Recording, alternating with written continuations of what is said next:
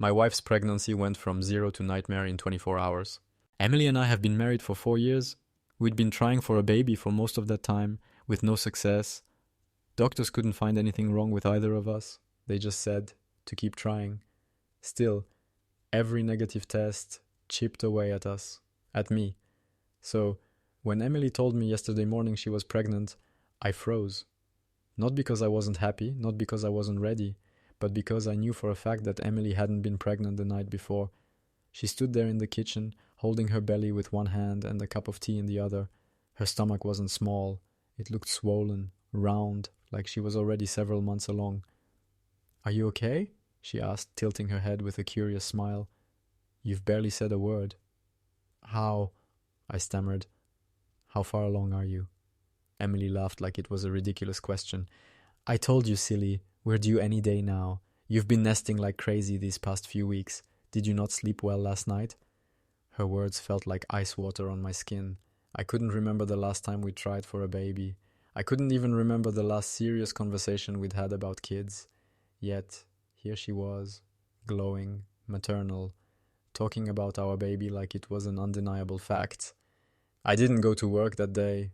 I couldn't. I spent most of it in our bedroom, trying to piece things together, trying to remember something, anything that could explain this. But it was like my memories of the past few months had been scooped out and replaced with static. By dinner, I'd convinced myself it was some elaborate prank. Maybe Emily was testing me for some reason, maybe I was dreaming, maybe I was losing my mind.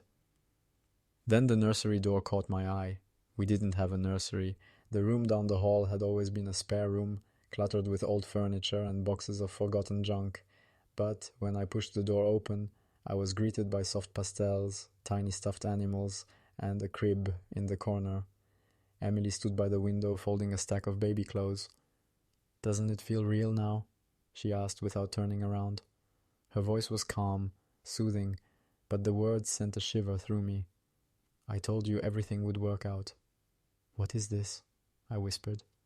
"Emily, what's going on?" She turned to me then, her smile widening in a way that didn't quite reach her eyes. "I told you, sweetheart, we're having a baby." That night I couldn't sleep.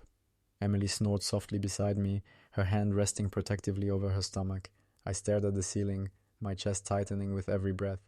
Something was wrong. I didn't know how or why, but I could feel it in my bones. This wasn't normal. This wasn't real. At 3:12 a.m., I woke to a faint sound. It was coming from the nursery, a soft rhythmic creaking like the rocking chair being moved back and forth. I didn't want to look. I told myself to stay in bed, to close my eyes and pretend I hadn't heard anything. But my body moved on its own, dragging me out of bed and down the hall. The nursery door was ajar, the light spilling onto the carpet. I pushed it open, and my breath caught in my throat. The crib wasn't empty. Inside was something small, wrapped tightly in a blanket. Its head was oddly misshapen, its skin pale and waxy like an overripe fruit. It didn't cry or move. It just lay there, motionless, as if it was waiting for me to notice it. Behind me, Emily's voice broke the silence. "It's early," she said softly. "But they're perfect, don't you think?" I turned slowly. She was standing in the doorway, her face calm, serene, but her eyes gleamed with something foreign, something that wasn't my wife.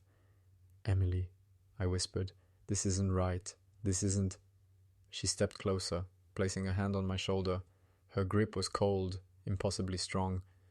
"You've worked so hard for this," she said, her voice dripping with something that felt like pity. "Don't ruin it now." I woke up in bed, drenched in sweat. Emily was gone. The nursery door was shut tight, the house silent. For a moment I thought it had all been a dream.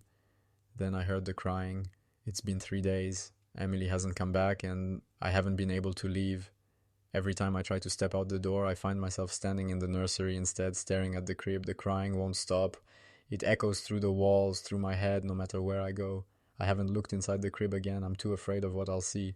But I know it's waiting for me, and every time I close my eyes, I hear Emily's voice, soft and distant, whispering the same words over and over.